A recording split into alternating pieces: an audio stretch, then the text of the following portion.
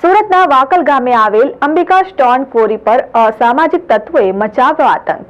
ઓફિસમાં તોડફોડ કરી માલિકને મારવામાં આવ્યો હતો। જો કે પોલીસ ઘટના સ્થળે પહોંચી જતા તત્વો ફરાર થયા હતા। ઘટનાને પગલે આજે વાકલ ગામ અને સુરત જિલ્લાની તમામ ક્વોરીઓ બંધનું એલાન કરવામાં આવ્યું છે। પોલીસે ગુનો નોંધી વધુ તપાસ હાથ ધરી છે।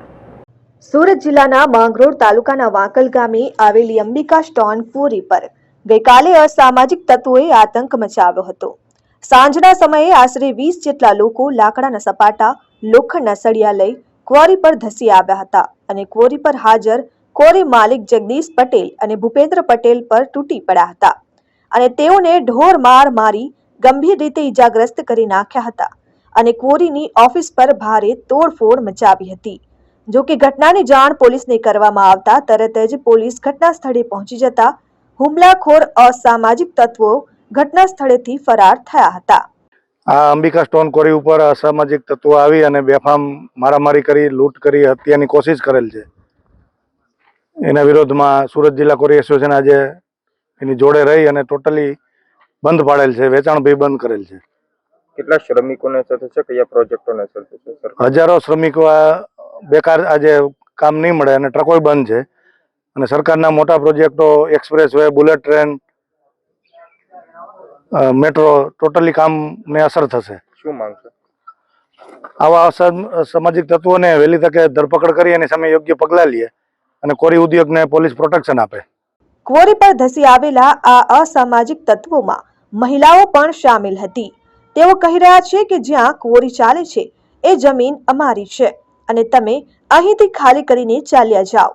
જો કે ક્વોરી માલિકે વર્ષો પહેલા આ જમીન વેચાણથી લીધી હોવાનું જણાવ્યું હતું અને તેમની પાસે જમીનના દસ્તાવેજી પુરાવા હોવાનું પણ જણાવ્યું હતું।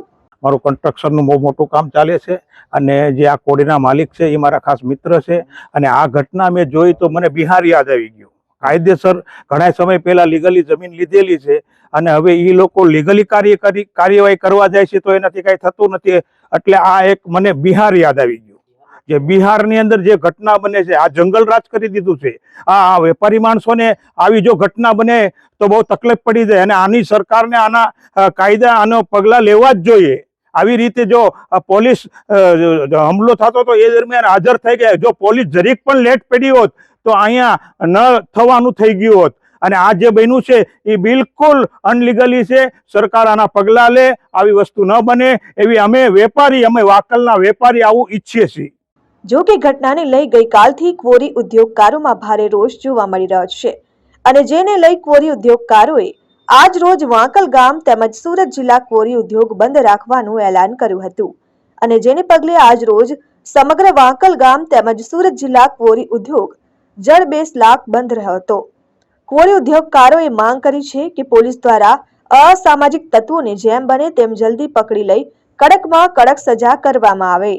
कल 9 फरवरी 2024 को जनपा पुलिस स्टेशन में एक लूट और मारामारी का बनाव बना है, जिसमें कि 15 टोटल आरोपी ये अंबिका क्वॉरी पे आकर के 2 लोगों के साथ इन्होंने मारपीट की है और लगभग 4.5 लाख की लूट करके और थोड़ा ऑफिस में सीसीटीवी का भी नुकसान करके गए हैं, जिसके तुरंत बाद गुना दाखिल कर लिया गया और इसमें 4 आरोपियों की धरपकड़ भी कर ली गई है और आगे की तपास अभी ઊંડાણપૂર્વक जारी है। ये जो झगड़ा हुआ इसके पीछे की कोई वजह सामने आई है? हाँ, प्राइमा फेसी ऐसा लग रहा है कि जो क्वॉरी की जमीन थी उस पर कोई डिस्प्यूट है और आरोपियों का मानना ऐसा है कि वो जमीन उनकी है और इसी वजह से मारामारी का बनाव बना है।